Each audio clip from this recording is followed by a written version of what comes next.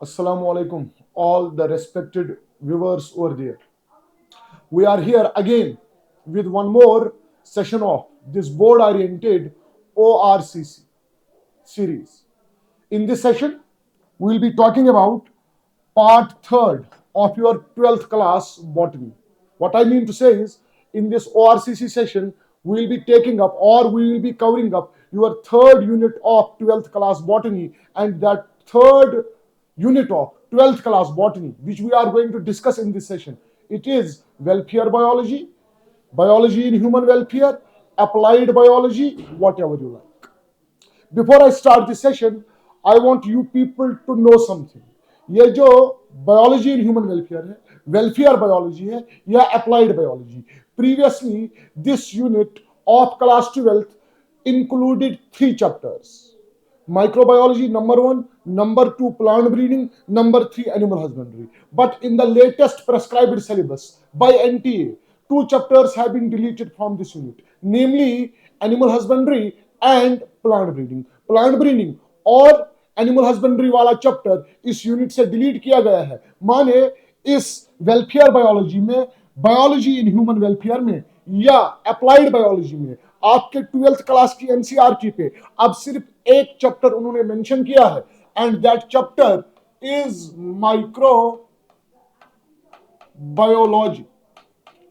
This microbiology वाला chapter on your textbook find switch वाला heading microbes in human welfare.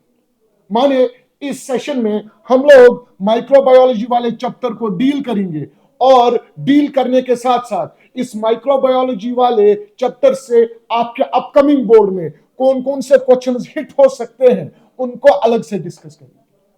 जब भी हम माइक्रोबायोलॉजी वाले यूनिट की बात करते हैं या जब भी हम माइक्रोबायोलॉजी वाले चैप्टर की बात करते हैं, यहां पे हमारा टारगेट क्या होता है? To explain the role of microbes in human welfare. We will use some important microbes for the welfare of human beings.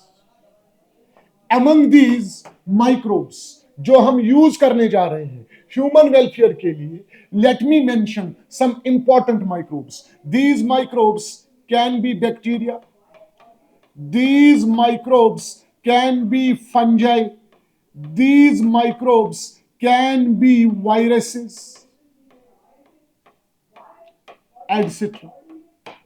माने माइक्रोबायोलॉजी वाले चैप्टर में हमें माइक्रोब्स का रोल बताना है ह्यूमन वेलफेयर के लिए. यूजुअली माइक्रोबियल वर्ल्ड में हम बैक्टीरिया के, फंजे के, वायरस के रोल को एक्सप्लेन करते हैं for human welfare.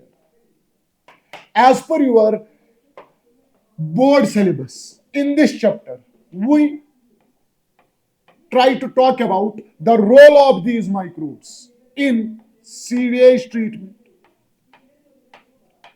Role of microbes in what? Sewage treatment. As per your syllabus, in this microbiology wala chapter, we talk about the role of microbes in household production. माने bacteria को, fungi को, viruses को आप domestic level पे कैसे use करेंगे, उसके लिए we discuss the role of microbes at household level और डोमेस्टिक लेवल. जब आप माइक्रोब्स के रोल को एक्सप्लेन करेंगे हाउसहोल्ड या डोमेस्टिक लेवल पे, यहां पे आप कुछ हाउसहोल्ड प्रोडक्ट्स बनाते हैं माइक्रोब्स की हेल्प से, like you make curd, like you make cheese, like you make some fermented foods. fermented foods में आपने नाम सुना होगा bread, idli, dosa. like we make some fermented drinks, toddy का नाम आपने सुना होगा. In the same chapter, we also try to talk about role of microbes. Microbes माने bacteria, fungi, viruses at industrial level. Microbes को यूज करके हम इंडस्ट्रियल लेवल पे कुछ प्रोडक्ट्स बना सकते हैं. माइक्रोब्स माने बैक्टीरिया, माइक्रोब्स माने फंजाई, माइक्रोब्स माने वायरसेस. इंडस्ट्रियल लेवल पे यूजुअली माइक्रोब्स को कौन कौन से प्रोडक्ट्स बनाने के लिए हम यूज कर सकते हैं? इट इंक्लूड्स सम फर्मेंटेड या अल्कोहलिक बेवरेजेस। फर्मेंटेड या अल्कोहलिक बेवरेजेस का नाम सुना होगा आपने। It is wine, it is Bir, it is brandy, it is whisky, it is rum. Fermented beverages के साथ साथ इंडस्ट्रियल लेवल पे इन माइक्रोब्स को हम लोग यूज कर सकते हैं for the production of antibiotics. Antibiotics का नाम सबने सुना होगा। एंटीबायोटिक्स के साथ साथ at industrial level we may use these microbes for the production of certain important organic acids. Organic acids का भी नाम आपने सुना होगा, citric acid, butyric acid, acetic acid, lactic acid, etc. Besides, at industrial level, we use these microbes for the production of certain important enzymes like lipases, like proteases, etc., so on and so forth. At industrial level, we use the same microbes for the production of some important bioactive molecules. और इन bioactive molecules की बहुत ज्यादा economic importance है। Bioactive molecules का भी नाम आपने सुना होगा, जैसे साइक्लोस्पोरिन ए हो गया, जैसे स्टैटिन्स हो गया। After explaining the role of microbes at industrial level, in the same chapter we try to talk about the role of microbes. Microbes माने bacteria, fungi, viruses for biocontrol। माने हम माइक्रोब्स को use कर सकते हैं as bio control agents. Bio control agents में हम इन माइक्रोब्स का यूज करेंगे एज पेस्टिसाइड्स। आपने नाम सुना होगा, pesticides are those substances which are used to kill what? Harmful insects. After explaining the role of these microbes like bacteria, fungi and viruses as biocontrol agents, we also include these microbes as biofertilizers। Biofertilisers का भी आपने नाम सुना होगा। Biofertilisers में हम उन living organisms की बात करते हैं which are used for increasing the nutritional quality of soil. Biofertilizers को कंप्लीट करने के बाद we also use these microbes, that is bacteria, fungi, viruses, in the production of biogas. Biogas का नाम आपने सुना होगा, मीथेन गैस, जो गोबर गैस प्लांट की हेल्प से बनाया जाता है। इस बायोगैस प्रोडक्शन में भी हम बैक्टीरिया यूज करते हैं, aerobic as well as anaerobic. And finally in this chapter एक अलग, एक नया टॉपिक इंक्लूड किया है एनटीएनए, that is tissue culture. A quick recap. When we talk about this microbiology wala chapter of your syllabus, here role of microbes will be discussed for human welfare, which include bacteria, fungi, viruses. माने आपके syllabus के according 1, 2, 3, 4, 5 and 6 areas are included in your syllabus. ये जो plant tissue culture का concept है, ये इसमें additionally उन्होंने add किया है। Now, my usual dialogue.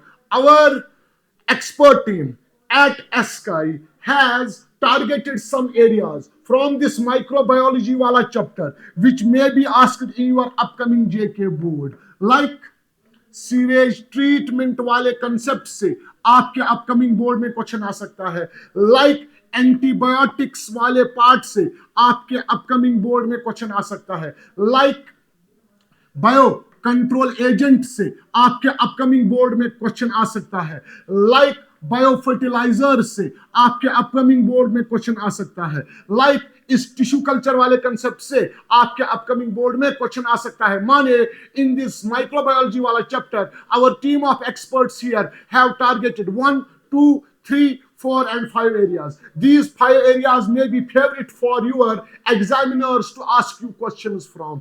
तो इन 5 एरिया से आपके अपकमिंग जेके बोर्ड में क्वेश्चंस कैसे आ सकते हैं, किस लैंग्वेज में आ सकते हैं, कौन से लॉन्ग आंसर टाइप आएंगे, कौन से शॉर्ट आंसर टाइप आएंगे, उन सारे क्वेश्चंस को हम डिस्कस करने की कोशिश करेंगे, so that your hard work is minimized and your output, your score in the upcoming JK board is maximized और optimized. But before I start that question वाला discussion here, let me tell you people, this microbiology वाला chapter जो है ये पूरा factual chapter है। माने इस चैप्टर में आपको चीजों को याद रखना है। सर चीजों को याद रखना है माने इस माइक्रोबायोलॉजी वाले चैप्टर में अनलाइक जेनेटिक्स वाला यूनिट, अनलाइक सेक्सुअल रिप्रोडक्शन वाला यूनिट, आपको क्या करना पड़ेगा, आपको एग्जांपल्स याद रखने पड़ेंगे, आपको फैक्ट्स याद रखने पड़ेंगे। और जब भी किसी चैप्टर को याद करने की बात आती है, जब भी किसी चैप्टर में एग्जांपल्स की बात आती है, जब भी किसी चैप्टर में फैक्ट्स की बात आती है, तो यूजुअल डायलॉग स्टूडेंट्स का क्या होता है कि सर ये चैप्टर उतना इंटरेस्टिंग नहीं है,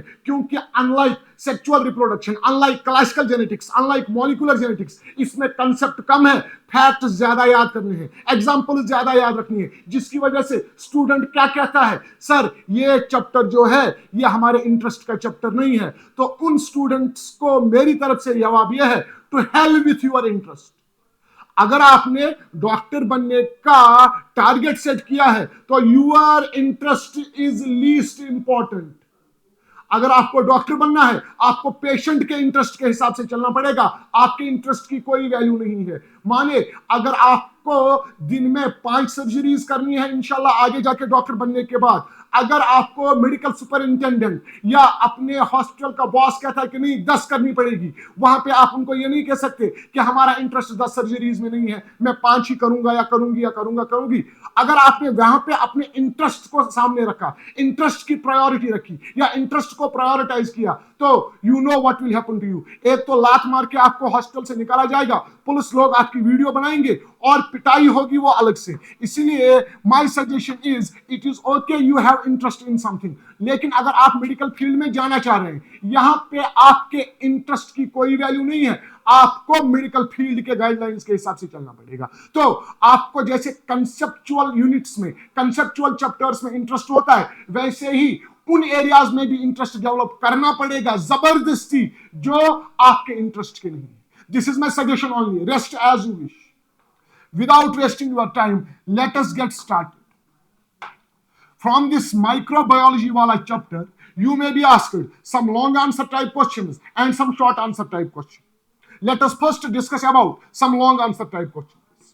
अगर सीवेज ट्रीटमेंट वाले एरिया से आपके अपकमिंग जेके बोर्ड में लॉन्ग आंसर टाइप क्वेश्चन पूछा जा सकता है, उस लॉन्ग आंसर टाइप क्वेश्चन की लैंग्वेज भी like explain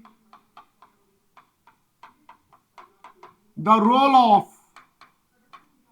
microbes in sewage treatment. From sewage treatment, if they ask you a long answer type question, long answer type question money, if they ask you 5 marks question, that 5 marks question language be like what? Explain the role of microbes in sewage treatment. अब अपने answer copy में, अपने answer sheet में आप इस long answer type question को शुरू कैसे करेंगे? सबसे पहले आपको इंट्रोड्यूस करना पड़ेगा कौन सा टर्म? सीवेज। इंट्रोडक्शन में इस क्वेश्चन के आप लोग सीवेज वाले टर्म को डिफाइन करेंगे। Sewage is a type of waste that comes out from either bathrooms or latrines through drainage. Any waste coming out from bathrooms or latrines through drainage, that type of waste we call as sewage. This sewage wala waste which comes out from bathrooms and latrines through drainage, it has abundance of harmful microbes. Those harmful microbes may be bacteria, those harmful microbes may be fungi, those harmful microbes may be protozoans, those harmful microbes may be viruses. क्या कह रहा हूं मैं? ये जो sewage है, जो drainage के थ्रू आता है, इसमें एबंडेंस होती है किन वाले हार्मफुल माइक्रोब्स की? Those harmful microbes can be शाबाश, they can be bacteria, they can be fungi, they can be protozoans, they can be viruses. तो what is the issue? if this sewage is let into water bodies untreated, माने जो waste bathroom से या जो waste latrine से drainage के through बाहर आया, अगर उस वेस्ट को आप as it is water bodies में करेंगे चैनलाइज, ये इशू हो जाएगा and that will eventually lead to various epidemic outbreaks. Various diseases में आउटब्रेक, लाइक टाइफाइड वाला डिजीज, लाइक कॉलरा वाला डिजीज, लाइक टेटनस वाला डिजीज, लाइक हेपेटाइटिस वाला डिजीज. माने सीवेज में, वेस्ट में ये जो हार्मफुल माइक्रोब्स होते हैं, अगर आप इस सीवेज को एज इट इज डालेंगे वाटर बॉडीज में, इन हार्मफुल माइक्रोब्स की वजह से ये डिजीजेस आउटब्रेक हो सकते हैं. तो इन आउटब्रेक से बचने के लिए जो ऑप्शन आप यूज करेंगे, that option is what? Disinfection. Disinfection of sewage.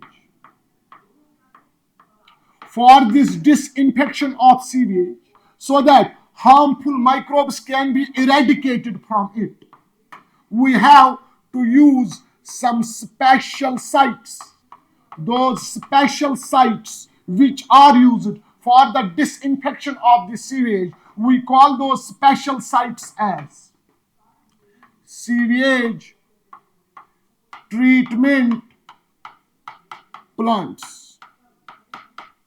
We call those special sites as what? Sewage treatment plants. Sewage treatment plants are used for what? Sir, they are used for the disinfection of sewage, so that these harmful microbes can be eradicated from it. Then we may let this sewage into natural water bodies to prevent the outbreak of these epidemics. ये जो sewage treatment plants हैं, they are 4-chambered structures. एक sewage treatment plant में कितने chambers होते हैं? 4 chambers. वो 4 chambers I will mention over here. Number 1, a sewage treatment plant has a primary settling tank. Number 2, there is an aeration tank. Number 3, there is a secondary settling tank. There is a secondary settling tank. Number 4, there is an anaerobic sludge digester.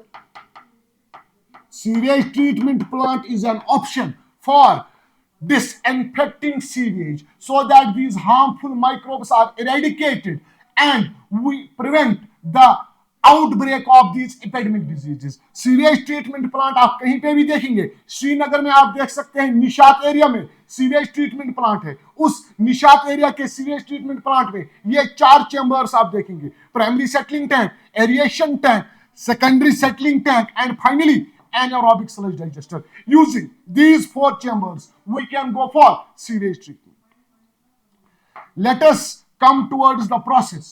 किसका process? Sir, sewage treatment का process. Let us come towards what? The process of sewage treatment. माने, let us now try to learn about how these 4 chambers are used for the treatment of sewage. तो बिल्कुल आप लोगों ने अपने classes में सुना होगा, the process of sewage treatment involves 3 sequential steps. The process of sewage treatment involves a sequence of how many steps? 3 steps. हम लोग एक एक करके इन 3 स्टेप्स को डिस्कस करेंगे. पहला स्टेप आप लिखेंगे प्राइमरी सीवेज ट्रीटमेंट. सीवेज माने waste coming out from bathrooms and latrines through drainage. इस सीवेज का सबसे पहले आप कराएंगे primary sewage treatment. Primary sewage treatment में ये जो सीवेज है, waste this sewage is given which वाला treatment? Physical treatment. Primary sewage treatment में sewage is subjected to which वाला treatment? Physical treatment. Physical treatment of sewage involves two important physical processes. First process we call as filtration. First process is what, Gubar? Filtration. Second process is sedimentation. In the primary sewage treatment, where you need to go for physical treatment of sewage. Sewage is subjected to two important physical processes. One is filtration, second is sedimentation. Okay, for this filtration and sedimentation in the primary sewage treatment, which of the following chambers is used? It is primary settling tank. जब आप sewage की filtration और sedimentation कराएंगे किस वाले sewage treatment plant के chamber में? Primary settling tank. So you people will get two important products out of it. Those two important products include, number one, primary sludge. Primary sludge. And number two, you will get primary effluent. Primary effluent. माने इस sewage को जब आप transfer करेंगे primary settling tank में, यहां पे इस सीवेज की फिल्ट्रेशन होगी और सेडिमेंटेशन होगी. इस फिल्ट्रेशन और सेडिमेंटेशन से आपको प्राइमरी सेटलिंग टैंक में दो प्रोडक्ट मिलेंगे. One is primary sludge, second is what? Primary effluent. ये जो प्राइमरी स्लज है, प्राइमरी स्लज, इसका फर्दर ट्रीटमेंट कराने की जरूरत नहीं है. क्यों? Because this primary sludge includes clay, mud, soil etcetera and that is not harmful of course. However ये जो प्राइमरी इफ्लुएंट है, प्राइमरी इफ्लुएंट माने ये जो प्राइमरी सेटलिंग टैंक में आपको एक फ्लोटिंग सॉल्यूशन मिलेगा. This floating solution has abundance of harmful microbes like bacteria, fungi and protozoans. इसलिए इस फ्लोटिंग सॉल्यूशन की, इस प्राइमरी इफ्लुएंट का हमें कराना पड़ता है further treatment, and that further treatment we call as what? Secondary sewage treatment. फिलहाल in the primary sewage treatment, number one, which type of treatment it is? Physical treatment. It involves how many physical processes? Two: filtration, sedimentation. Which of the following chambers of sewage treatment plant we use here? Sir, it is primary settling tank. Primary settling tank gives you primary sewage, no further treatment required because it is not harmful. Second, primary effluent, floating solution in the primary settling tank. It has abundance of these harmful microbes. That is why it needs further treatment, and that further treatment we call as secondary sewage treatment. We call it as what? Secondary sewage treatment.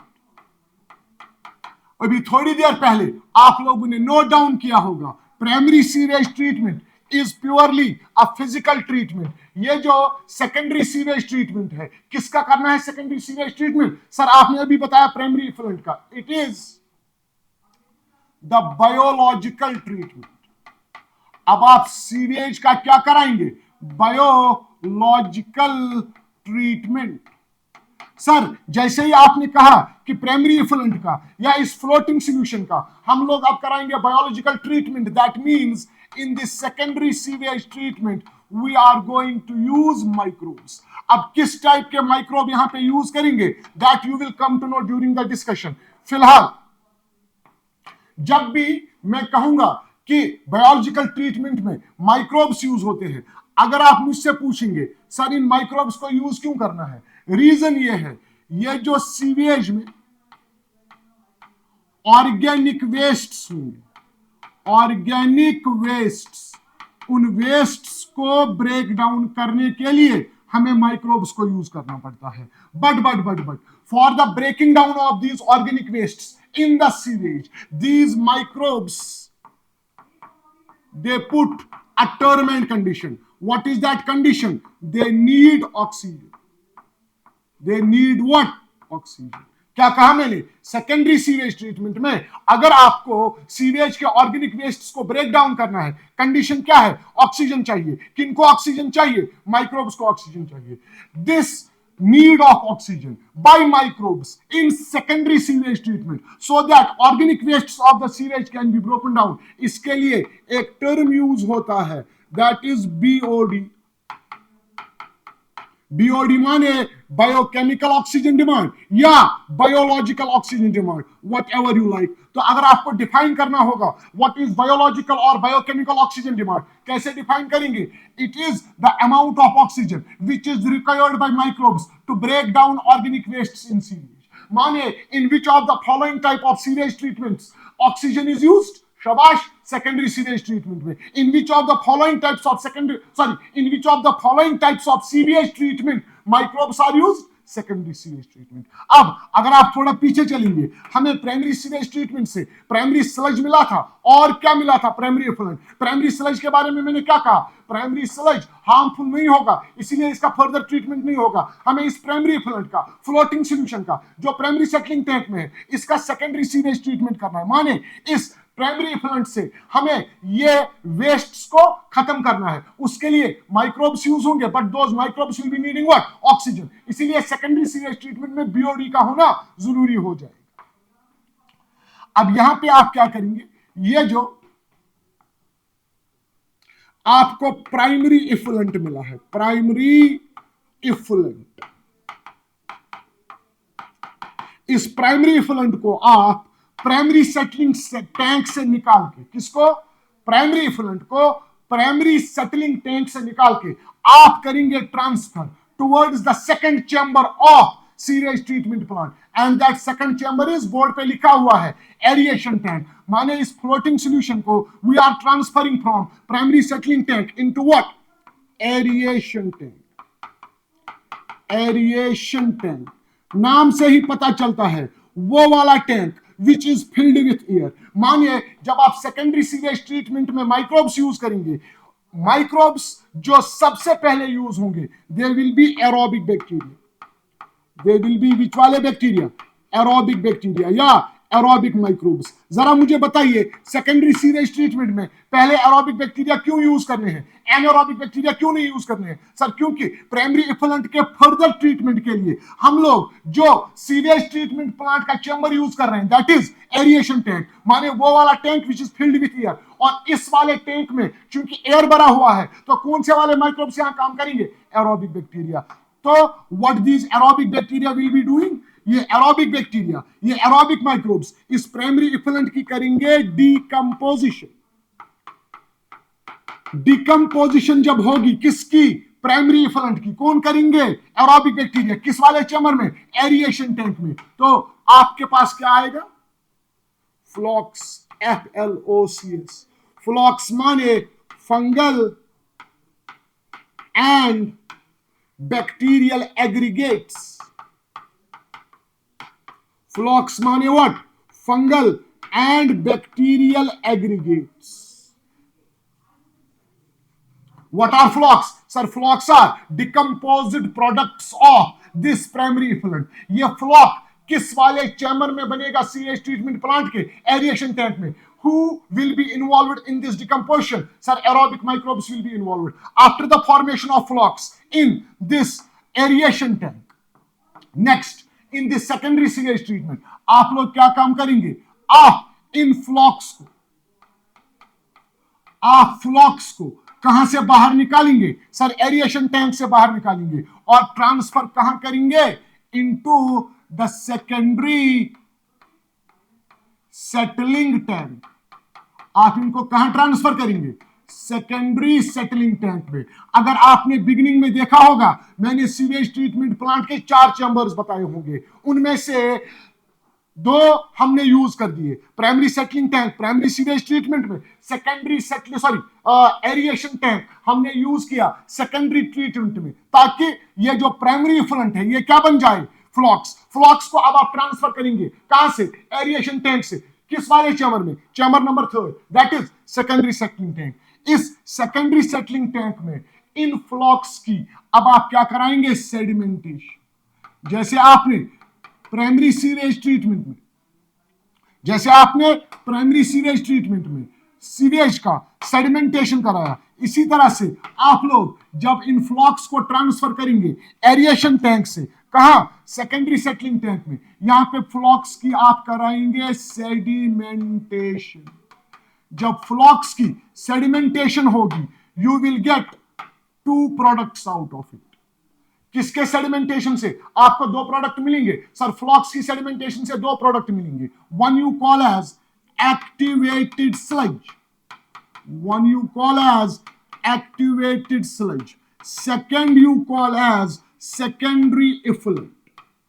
आपको primary sewage treatment में, primary settling tank में दो products मिले थे, primary sludge, primary effluent. Secondary settling tank में flocs की किससे? Sedimentation से। You will get two products, one is activated sludge, second is what? Secondary effluent. ये जो क्या है? Activated sludge. इसको आप ट्रांसफर करेंगे कहां से? सेकेंडरी सेटलिंग टैंक से into the fourth chamber of what? sewage treatment plant. That fourth chamber you call as anaerobic sludge digester। आप लोगों ने इस क्वेश्चन के बिगिनिंग में देखा होगा, मैंने सीवेज ट्रीटमेंट प्लांट के 4 चैम्बर्स बताए। जो फोर्थ चैम्बर हम यूज करेंगे, it's name is anaerobic sludge digester. ये एनारोबिक स्लज डाइजेस्टर हम लोग किस चीज के लिए यूज करेंगे? सर आप इसको एक्टिवेटेड स्लज में यूज करेंगे। ये एनारोबिक स्लज डाइजेस्टर में नाम से ही पता चलता है। क्या नाम से पता चलता है? यहां पे हम यूज करेंगे anaerobic microbes. Here we will use which वाले microbes? Anaerobic microbes। ये anaerobic microbes क्या करेंगे? ये इस activated sludge की करेंगे decomposition। Who? Anaerobic microbes। They will be going for what? Decomposition of this activated sludge। जैसे ही activated sludge की decomposition होगी, you will get two things out of this decomposition। One, you will get CH4। CH4 माने methane, जिसको आप use करेंगे as biogas। Second, you will get spent sludge। Second, you will get what? Spent sludge। This spent sludge you will use as manure। A quick recap. When you talk about secondary sewage treatment, you mention it as biological treatment। माने in this treatment you will use microbes। आपको discussion के दौरान समझ में आ गया होगा, two types of microbes are used here। One, aerobic bacteria in the aeration tank for the decomposition of primary effluent so that flocks can be formed, and then anaerobic bacteria in the anaerobic sludge digester so that activated sludge can be further decomposed into CH4 to be used further as biogas। Second, spent sludge। Spent sludge can be used as manure। This is all about secondary sewage treatment। And my usual dialogue, if you will frame this question in your answer sheets like the way I am showing, you will get 10 on 10। Rest as you wish गुबर। अब हमारे पास finally बचा क्या है? Secondary effluent. इस secondary effluent की आप कराएंगे क्या? Tertiary sewage treatment. Secondary effluent की आप क्या कराएंगे? Tertiary sewage treatment. माने ये जो सीवेज ट्रीटमेंट में टर्शियरी वाला स्टेप है, दिस टर्शियरी वाला step is associated with what? Secondary effluent. तो मैं यहां पे आपकी कन्वीनियंस के लिए लिख देता हूं, सेकेंडरी इफुलेंट की हम लोग कराते हैं टर्शियरी सीवेज ट्रीटमेंट। मैंने प्राइमरी सीवेज ट्रीटमेंट में कहा it is a physical process, मैंने सेकेंडरी सीवेज ट्रीटमेंट में कहा it is a biological process. Unlike primary and secondary sewage treatment, ये जो आप लोगों को टर्शियरी सीवेज ट्रीटमेंट दिख रहा है, जो हमें किसकी करानी है? सेकेंडरी इफुलेंट की। It is a physico chemical treatment. It is a physico-chemical treatment।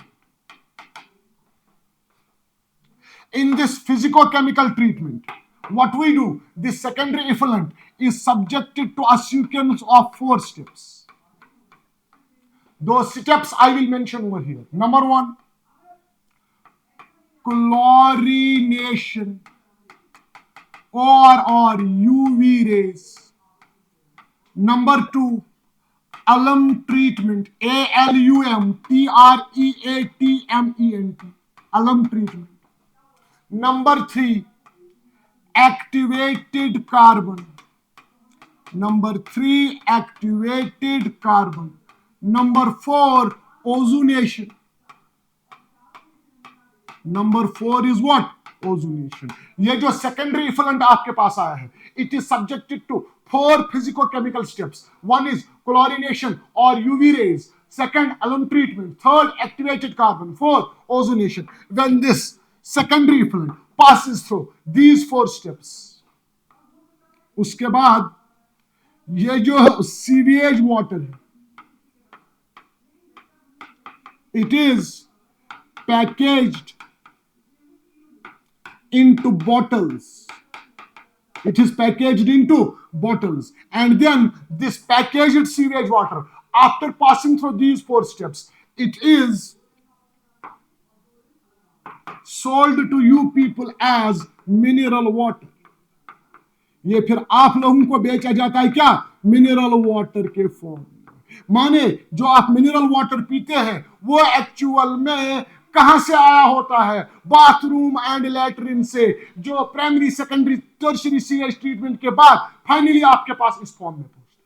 तो what I mean to say is, if you have to tackle this sewage treatment wala question in long answer type, introduce it with the definition of sewage, then tell your examiner in your answer sheet what are the drawbacks of the sewage if it is let into water bodies untreated. Then mention the 4 special chambers of sewage treatment plant. Introduce primary sewage treatment as physical treatment. Use primary settling tank here. Introduce secondary sewage treatment as biological treatment. Use 2 chambers here. Sorry, 3 chambers here. Aeration tank, then secondary settling tank, then anaerobic sludge digester. And if you want to drink this water as mineral water, secondary effluent ki karayega tertiary sewage treatment using these physicochemical processes, you will be okay with this question.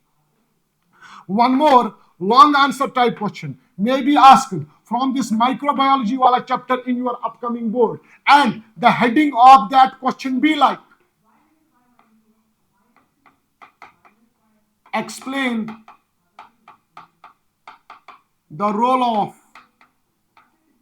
microbes as biocontrol agents.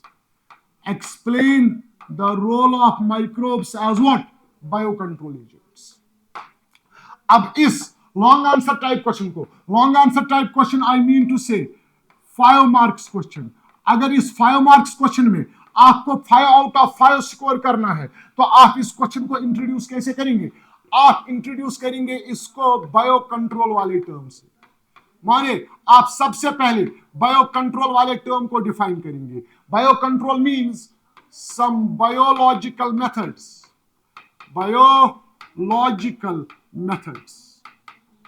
which are used to control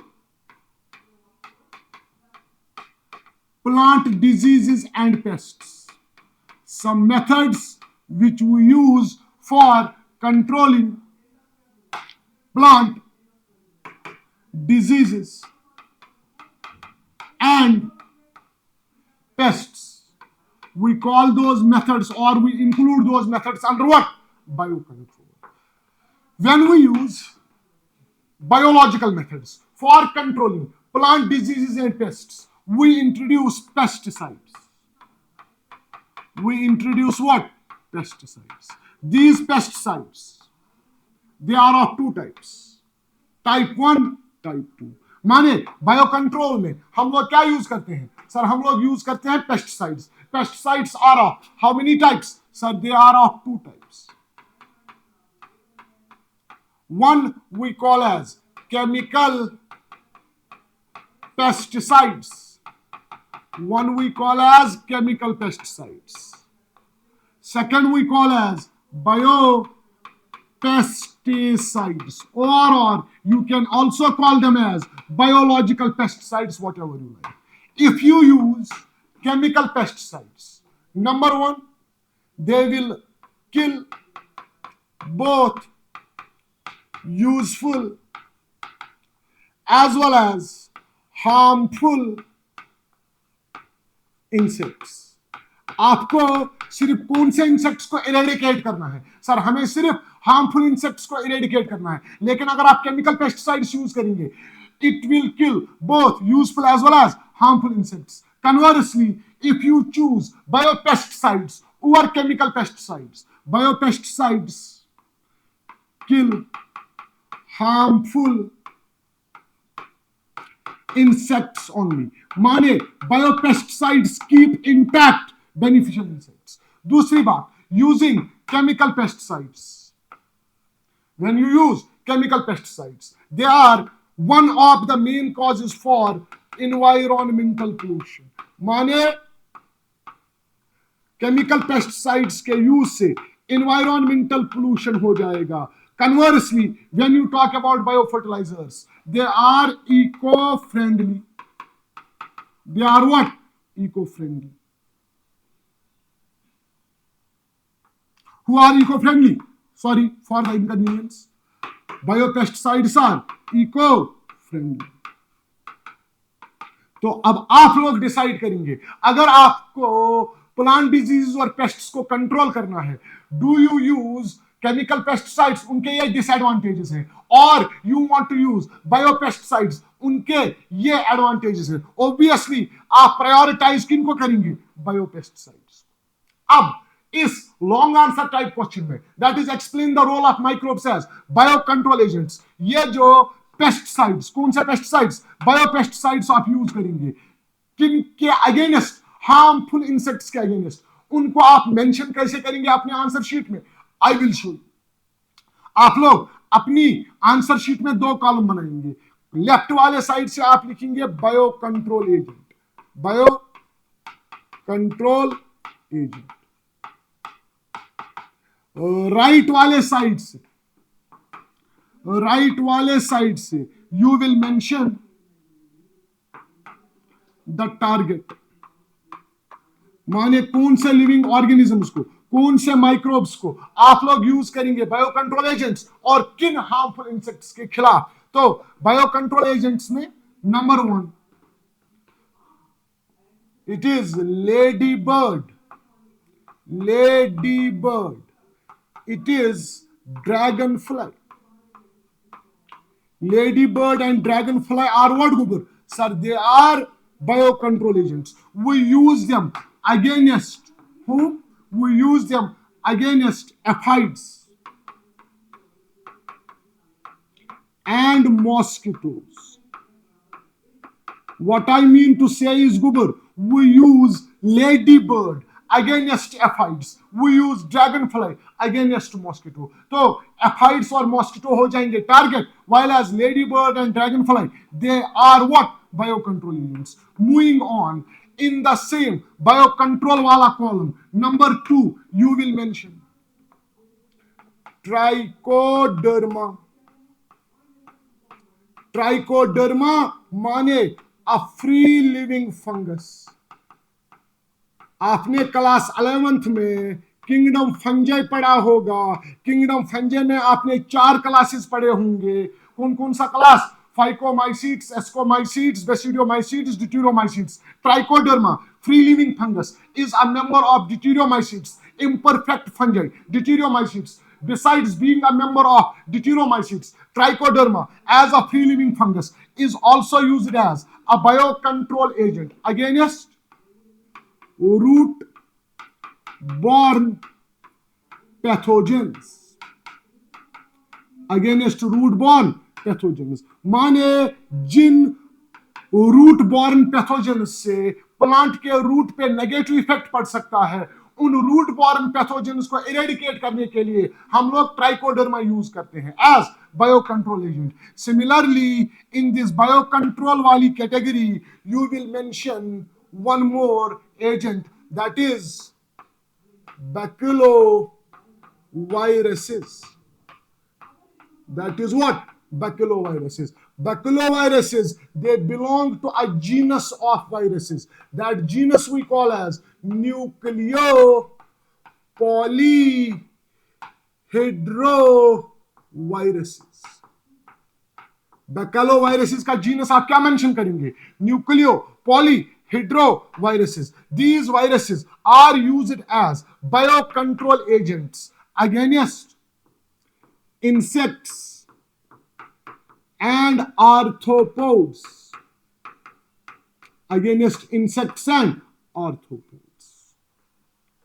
Similarly, in this biocontrol wala column, number 4 biocontrol agent, you will mention Bacillus thuringiensis.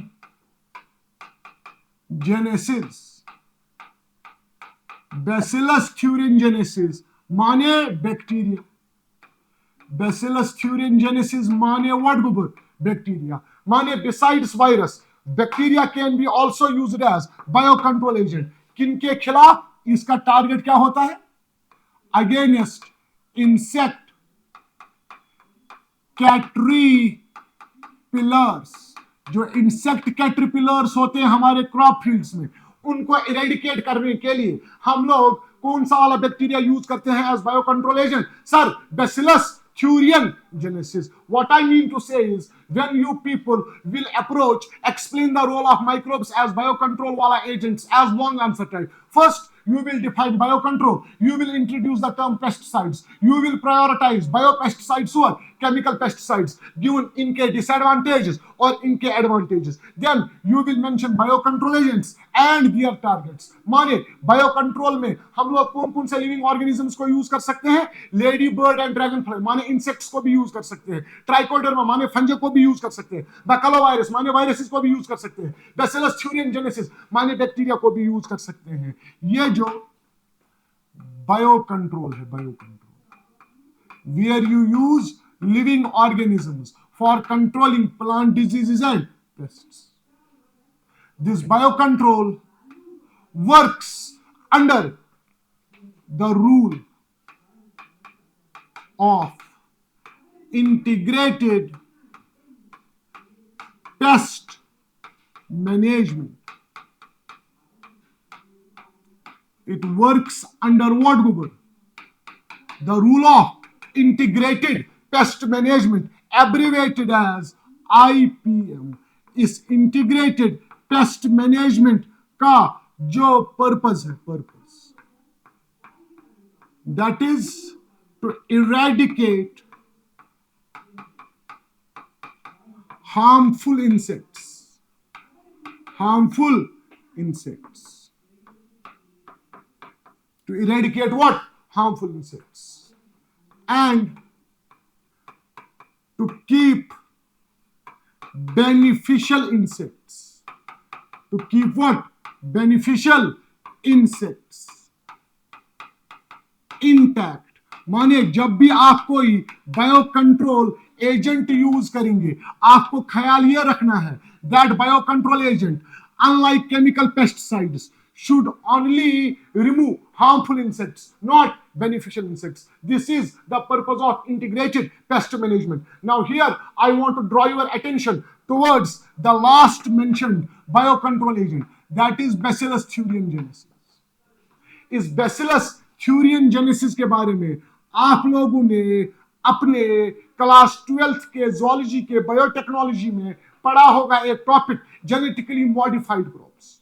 और उन genetically modified crops में आप लोगों ने एक example दिया होगा BT cotton. किसका दिया होगा एग्जांपल? BT cotton.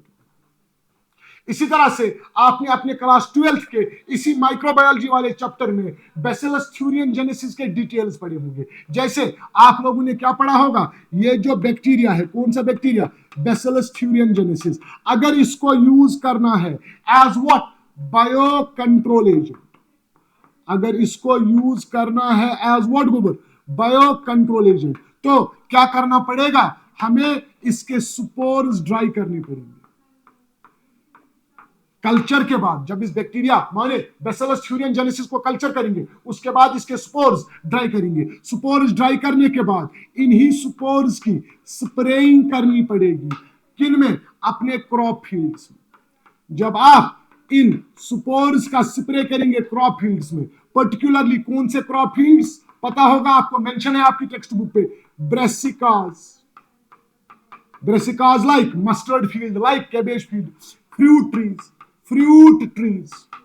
जब आप इन मस्टर्ड फील्ड्स पे, कैबेज फील्ड्स पे या फ्रूट ट्रीज पे इस बैसिलस थ्यूरियनजेनेसिस के स्पोर्स को स्प्रे करेंगे, उससे क्या होगा? जो इंसेक्ट लार्वी है, इंसेक्ट लार्वी उसकी होगी डेथ, माने हार्मफुल इंसेक्ट कैटरपिलर्स की डेथ होगी, लेकिन बेनिफिशियल इंसेक्ट जो हैं दे विल स्टे अनहार्म्ड। अब इस बायोटेक्नोलॉजी वाले पार्ट में जब आपने बीटी कॉटन किया होगा डिस्कस, फिर वहां पे सर ने आपको समझाया होगा हमने बैसिलस थ्यूरियनजेनेसिस से जेनेटिक इंजीनियरिंग के हेल्प से क्राई 1 क्राई 2 वाला जीन एक्सट्रैक्ट किया, उसको इंट्रोड्यूस कर दिया प्लांट में, प्लांट ने प्रोड्यूस कर दिया बीटी टॉक्सिन, उस बीटी टॉक्सिन की वजह से इंसेक्ट लार्वी मर गए। माने अब हमें ये ट्रेडिशनल तरीका यूज नहीं करना पड़ता है इन सॉरी इंसेक्ट कैटरपिलर्स को भगाने के लिए, हम प्लांट को जेनेटिक इंजीनियरिंग के थ्रू एक्चुअल में रेजिस्टेंट बनाते। लेकिन वो एडिशनल इंफॉर्मेशन आप इस क्वेश्चन में इंक्लूड नहीं करेंगे, उससे आपका क्वेश्चन unnecessarily lengthy हो जाएगा and that will disinterest the examiner. What I mean to say is, if the question heading be like explain the role of microbes as biocontrol agents, first you people will define biocontrol agents, then you will introduce the term pesticide, you will mention some biocontrol agents and their target sites. This biocontrol has a rule, integrated pest management, which talks about eradicating only harmful insects and keeping beneficial insects intact, and then you will snow a short story to your examiner how Bacillus thuringiensis is used as what? Biocontrol agent. You will not go into the details of how the genes were extracted from Bacillus thuringiensis, then how BT toxin was produced, how genetically modified crop BT cotton was produced. That detail you will not include this question. If you frame this question on your answer sheets like I have framed it on the board, you will get 10 on 10. Rest as you wish. One more long answer type question may be asked in your upcoming board, and the language of that long answer type question be like,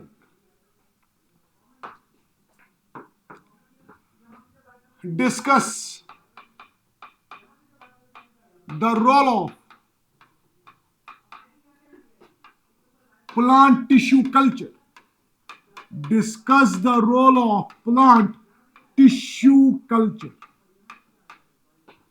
in plant propagation. In plant propagation. ये एक और long answer type का question आपके upcoming board में आ सकता है। क्या? Discuss the role of plant tissue culture in plant propagation. 5 marks question may be asked in your upcoming board. अब अगर आप क्वेश्चन की हेडिंग पढ़ेंगे, पढ़िए जरा एक बार फिर से क्वेश्चन की हेडिंग। क्वेश्चन की heading is discuss the role of plant tissue culture in plant propagation. अब इस क्वेश्चन को आप अपने आंसर शीट में शुरू कैसे करेंगे? आप इंट्रोड्यूस करेंगे टर्म प्लांट टिश्यू कल्चर। कैसे? प्लांट टिश्यू कल्चर, यहां से आप शुरू करेंगे क्वेश्चन को। इस प्लांट टिश्यू कल्चर में आप लोग डेफिनेशन देंगे। पहले डेफिनेशन आई मीन टू से you will start with it is the culture of plant cells / plant tissues / plant organs under sterilized conditions। आप लोग एक प्लांट सेल, प्लांट टिश्यू या प्लांट ऑर्गन को कल्चर करेंगे under which condition? Sterilized condition. Sterilized condition I mean to say under controlled environmental condition. माने आपको plant cell, plant tissue या plant organ को कल्चर करना है लेबोरेटरी में। जैसे ही आप लोगों ने डेफिनेशन दी, आप लोग डाइवर्ट नहीं करेंगे। क्यों? क्योंकि स्टेरिलाइज्ड कंडीशन वाला टर्म जैसे ही मैंने इंट्रोड्यूस कर दिया, यहां पे आप लोग कोशिश करेंगे कल्चर मीडियम को डिस्कस करने की। We use different types of culture media for plant tissue culture. We use MS medium, we use Nitsch medium. लेकिन उन कल्चर मीडियम या न्यूट्रेंट मीडियम्स का डिस्कशन यहां पे आपके क्वेश्चन को डाइवर्ट कर देगा। बात समझ गए? क्योंकि क्वेश्चन की हेडिंग क्या है? Discuss the role of plant tissue culture in plant propagation. हमें सिर्फ डेफिनेशन देनी है प्लांट टिश्यू कल्चर की।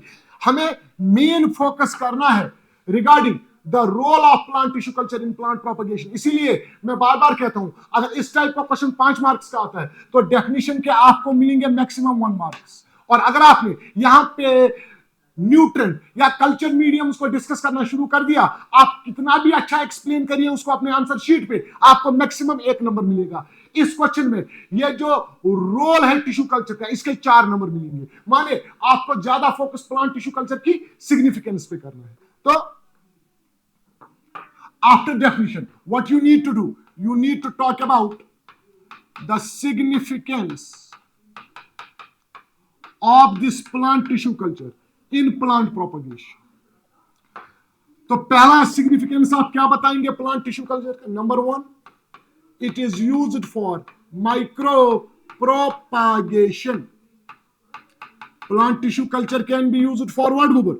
Micro propagation. In micro propagation, with the help of plant tissue culture, what we do? We raise large number of genetically identical plants. In micro propagation, using what? Shabash. Plant tissue culture. We raise a large number of genetically identical plants. Those genetically identical plants are called as clones. And these clones can be used for what? Plant propagation. This is significance number 1. Significance number 2 mein, you will talk about how this tissue culture is used. How this tissue culture is used to recover healthy plants from diseased plants. From which plants? Diseased plants. The technique, the type of tissue culture which we use for the recovery of healthy plants from diseased plants, we call that type of tissue culture as meristem culture. Please take in mind one thing. Please bear in mind one thing. Meristem culture के details आप लोग यहाँ discuss बिल्कुल नहीं करेंगे. आप लोग meristem culture में सिर्फ ये मेंशन करेंगे, we remove root apical meristem, we remove shoot apical meristem from these diseased plants. जैसे ही आप root apical, shoot apical meristem remove करेंगे diseased plants से, इस root apical, shoot apical meristem की आप कराएंगे कल्चरिंग. आप इसकी क्या कराएंगे?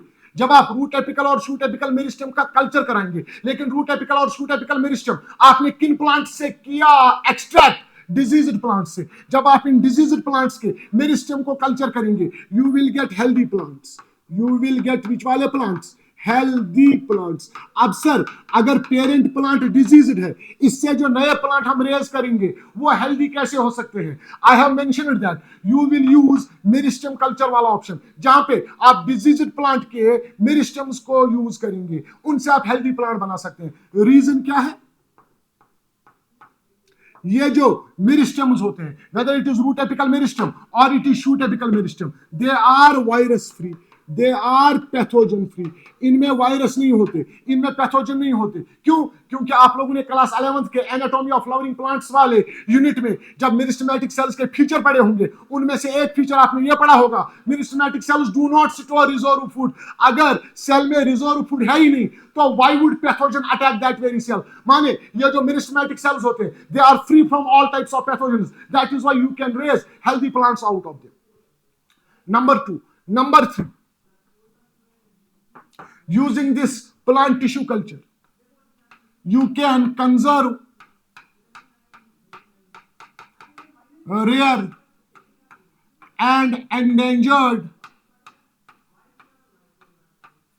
plant species.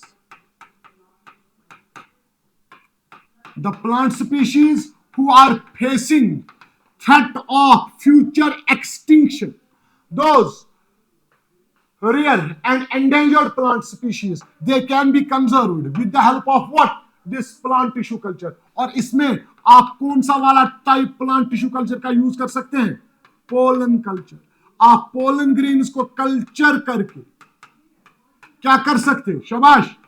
रेयर और एंडेंजर्ड प्लांट स्पीशीज को कंजर्व करके रख सकते, प्रिजर्व करके रख सकते.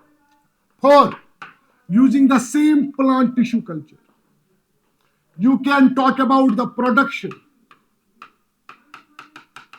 of plants around the year. Plant tissue culture में you people can cultivate or culture plants around the year. आपसे कोई पूछे अगर प्लांट टिश्यू कल्चर के थ्रू हम प्लांट्स राउंड द ईयर बना सकते हैं, उसका रीजन जरा बताइए. Reason is as simple as that. Reason is, ये जो टिश्यू कल्चर है, ये जो क्या है? Tissue culture, it is carried out under lab conditions. It is carried out under controlled environmental conditions. और जब environment आपके कंट्रोल में होगा तब जाके आप प्लांट सीजन के किसी भी ईयर के किसी भी सीजन में बना सकते हैं. माने प्लांट टिश्यू कल्चर में नए प्लांट्स को कल्टीवेट करने के लिए कोई seasonal effect is not used. No seasonal effect is required. Why? Because plants are cultured under what? Controlled environment. वो जो आपने ग्रीन हाउसेस देखे होंगे, ग्रीन हाउसेस में आप किसी भी सीजन में किसी भी टाइप के प्लांट को कल्टीवेट कर सकते हैं. This is one of the major advantage of what? Plant tissue culture. Besides using this plant tissue culture, you can also go for colonial propagation.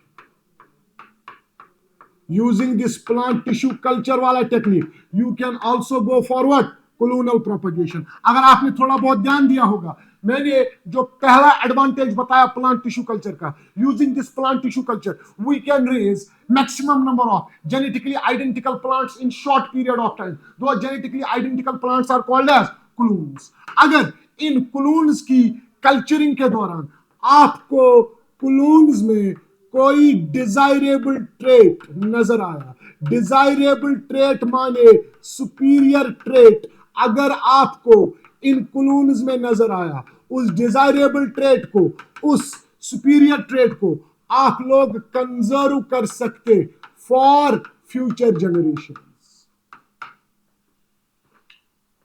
Number 5, पहला माइक्रो प्रोपगेशन में use होंगे. 2, we can recover healthy plants from diseased plants. 3, we can conserve rare and endangered plant species. यहां पे ध्यान दीजिएगा, जो मैंने example दिया पोलन कल्चर का, ये आपको पोलन कल्चर यहां पे क्या नहीं करना है, ये आपको यहां पे डिस्कस नहीं करना है, क्योंकि उसे आपका क्वेश्चन जो है वो ज्यादा लेंथी हो जाएगा. Next, you may talk about production of plants round the year because plants are cultivated or cultured under controlled environment. Plus जब आप माइक्रो प्रोपगेशन के थ्रू क्लून्स बनाएंगे, अगर उन क्लून्स में आपको कोई डिजायरेबल या सुपीरियर ट्रेट नजर आ रहा है, उसको आप कंजर्व कर सकते हैं. Besides this plant tissue culture is also important for genetic improvement. This plant tissue culture is also important for what? Genetic improvement. Genetic improvement plant tissue culture के थ्रू आप कैसे ला सकते हैं, उसके लिए कुछ टेक्निक्स हैं हमारे पास. जैसे we have soma clone production. हम सोमा क्लून्स बना सकते हैं. दो डिफरेंट सेल्स के प्रोटोप्लाज्म को आपस में फ्यूज करेंगे, उसको सोमा क्लोनल प्रोडक्शन कहते हैं. We can go for haploid production. We can also go for hybrid rescue. We can also go for what? Hybrid rescue. अब सर ये 3 टेक्निक्स हमें डिस्कस करने हैं अपने आंसर में, बिल्कुल आपको डिस्कस नहीं करने हैं, सिर्फ आपको एग्जांपल देनी है. What I mean to say is, if this tissue culture वाला part is asked in long answer type question, इसकी डेफिनेशन के आपको 1 मार्क्स मिलेंगे और इसकी सिग्निफिकेंस के 4 मार्क्स. इसीलिए प्लीज बियर इन माइंड, आप डेफिनेशन एक लाइन में खत्म करेंगे, सिग्निफिकेंस पे ज्यादा फोकस करेंगे, और जहां जहां पे मैंने कोई एग्जांपल कोट की होगी उन एग्जांपल्स को एक्सप्लेन करने की बिल्कुल भी जरूरत नहीं है. This is how we will tackle this long answer type question. Besides these long answer type questions, in your upcoming JK board, there is also probability of asking some short answer questions, like write short notes on. ऐसे भी question आ सकते हैं. ये short note answer जो question है, ये usually 2 marks के question होते हैं. माने ऐसे क्वेश्चंस में आपको मैक्सिमम 4 से 5 लाइन्स लिखनी है. तो these short answer type questions which are expected from this microbiology वाला chapter, they may be on antibiotics. They may be on what? Antibiotics. Antibiotics are produced by microbes at industrial level. इस lecture के introduction में मैंने highlight किया. तो जब आप इस वाले क्वेश्चन को शुरू करेंगे, right short note on antibiotics, शुरुआत आप कैसे करेंगे जरा बताइए। आप लोग सबसे पहले बताएंगे इस एंटीबायोटिक्स टर्म का origin. It is derived from two words, one is anti, second is bios. Anti means against and bios means life. Anti means what? Against. Bios means what? Life. Now here, when I say anti means against, bios means life, it means these antibiotics are used against harmful microbes. They are against whose life? Harmful microbes. But with respect to us माने with respect to humans, these antibiotics are pro-life. Pro-life माने they are beneficial to us. Once more, क्या कह रहा हूं मैं? अगर antibiotics वाले part से शॉर्ट आंसर टाइप क्वेश्चन आता है, आपको यहां पे 10-12 लाइंस लिखने की जरूरत नहीं है, 4-5 लाइंस में बात खत्म करनी है। एंटीबायोटिक्स वाले शॉर्ट नोट को शुरू कैसे करना है? सर हम लोग पहले इस टर्म का ओरिजिन बताएंगे, उसके बाद हम डेफिनेशन पे आएंगे। किसकी डेफिनेशन पे? एंटीबायोटिक्स की डेफिनेशन पे। तो क्या होते हैं antibiotics? These are chemical substances. Antibiotics are what? Chemical substances derived from some microbes. जिन माइक्रोब से ये डिराइव होंगे वो बेनिफिशियल माइक्रोब्स होंगे। In order to kill or retard the growth of some other microbes, ये जो some other microbes होंगे ये होंगे harmful. After discussing the origin of antibiotics, आप इसकी definition बताएंगे. What is the definition? Chemical substances derived from some microbes which are used to kill or retard the growth of some other microbes. Other microbes माने harmful. ये जो some microbes है, some microbes माने what? Beneficial. जब आप definition खत्म करेंगे आप सीधा डिस्कवरी पे आएंगे। The credit for the discovery of antibiotics goes to Alexander Fleming. Alexander Fleming ने जो सबसे पहला एंटीबायोटिक डिस्कवर किया था, that antibiotic you already know as penicillium. और इस पेनिसिलियम का सोर्स क्या था? It was a fungus, Penicillium notatum. Penicillium notatum. Penicillium notatum क्या है? बैक्टीरिया है, फंजे है, वायरस है, प्रोटोजोन है, sir it is a fungus. माने ये जो पहला एंटीबायोटिक डिस्कवर किया था अलेक्जेंडर फ्लेमिंग ने, पेनिसिलिन, किस वाले ऑर्गेनिज्म से इसको डिराइव किया था? फंगस से। किस वाले फंगस से? पेनिसिलियम नोटेटम से। अब यहाँ पे रुक जाएंगे, यहाँ पे आप लोग वो कहानी नहीं बताएंगे that Fleming was working with staphylococcus bacteria.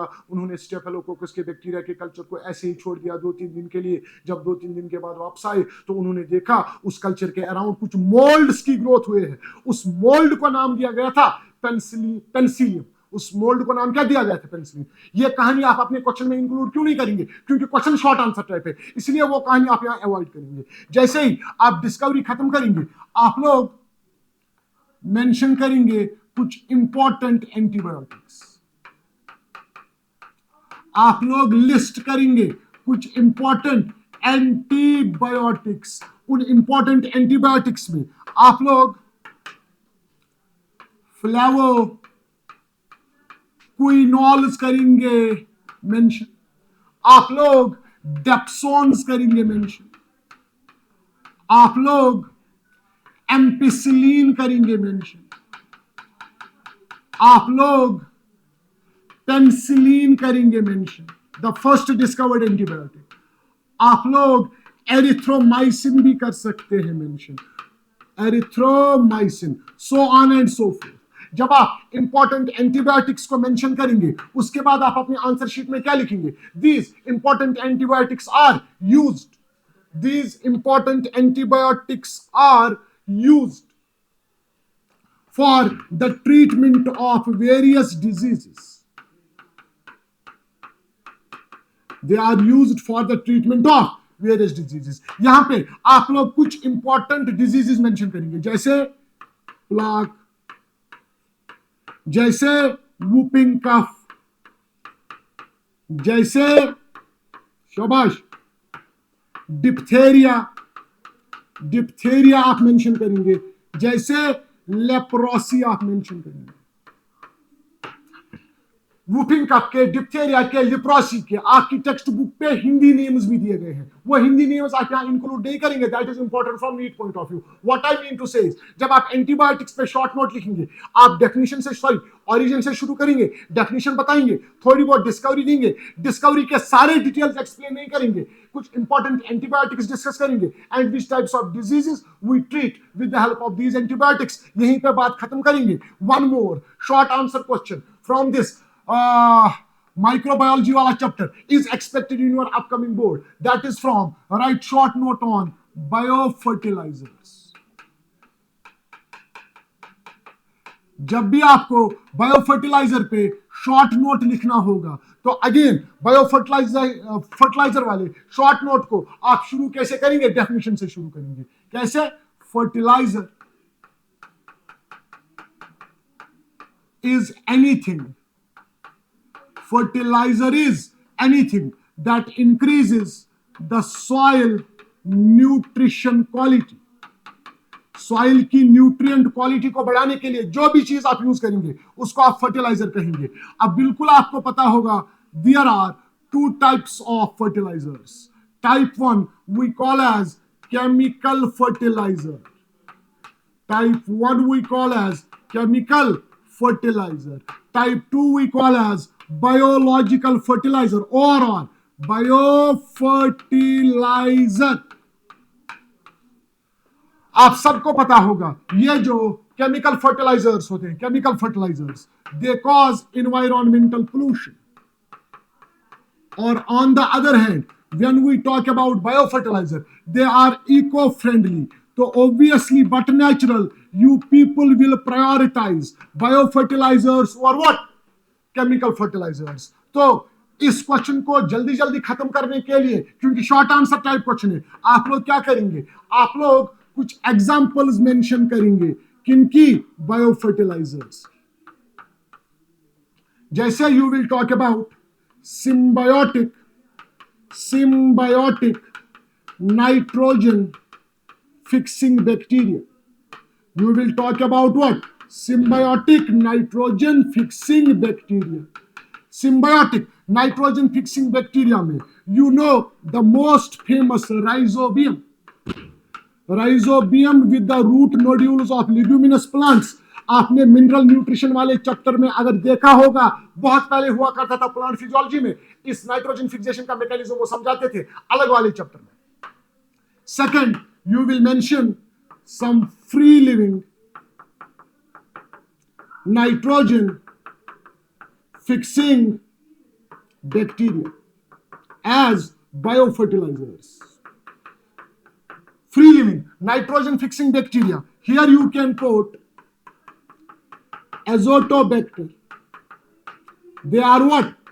Free living. And number 2 azospirillum, माने unlike rhizobium, azotobacter and azospirillum they need not to establish symbiosis with plants, then only they will fix nitrogen. They are free living, they are present in the soil and in free living state they fix the nitrogen. Next example you will mention symbiotic cyanobacteria.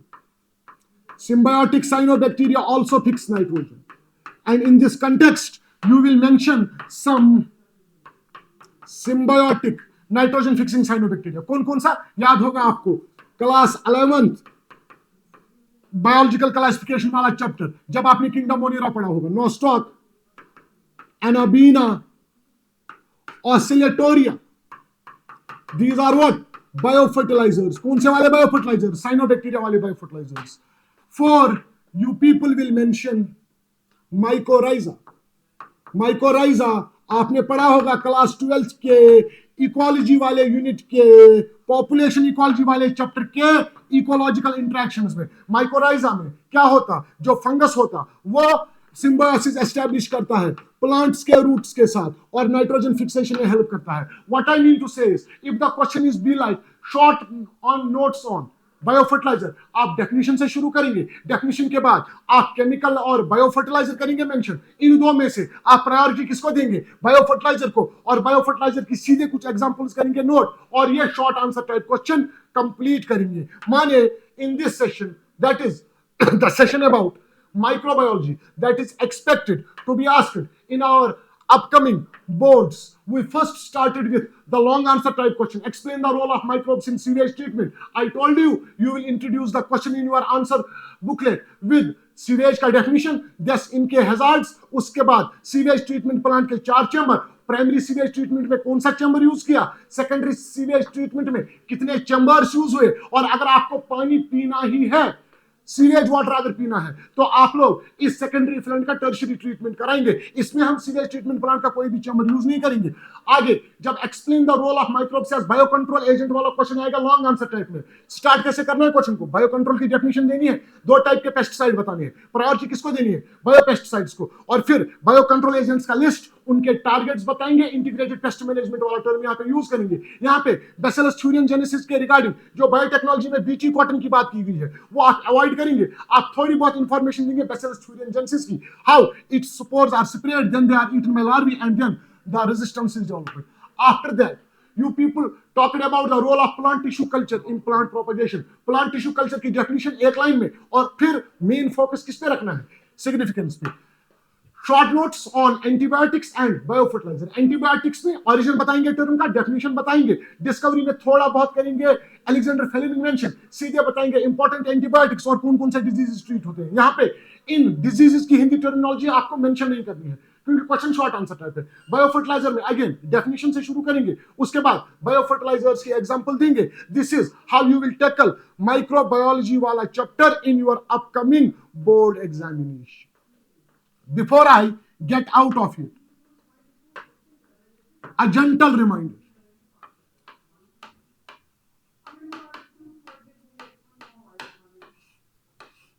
Reminder, I mean to say,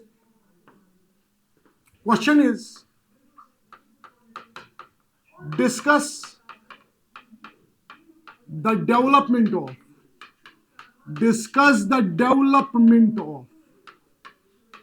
monosporic embryo cell.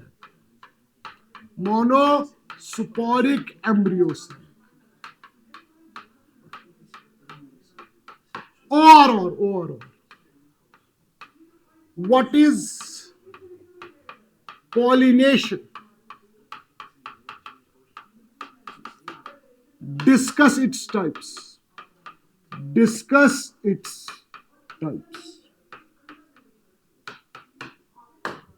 Okay. Question. Explain monohybrid cross. Monohybrid cross with special emphasis. On law of dominance. ये सब चीजें हम discuss कर चुके हैं in the previous lectures, लेकिन यहां पे मुझे कुछ और कहना है। और explain the role of microbes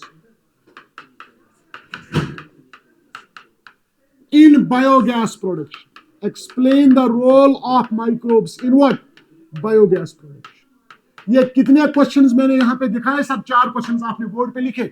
suppose ये सारे के सारे लॉन्ग आंसर टाइप क्वेश्चन पूछे गए।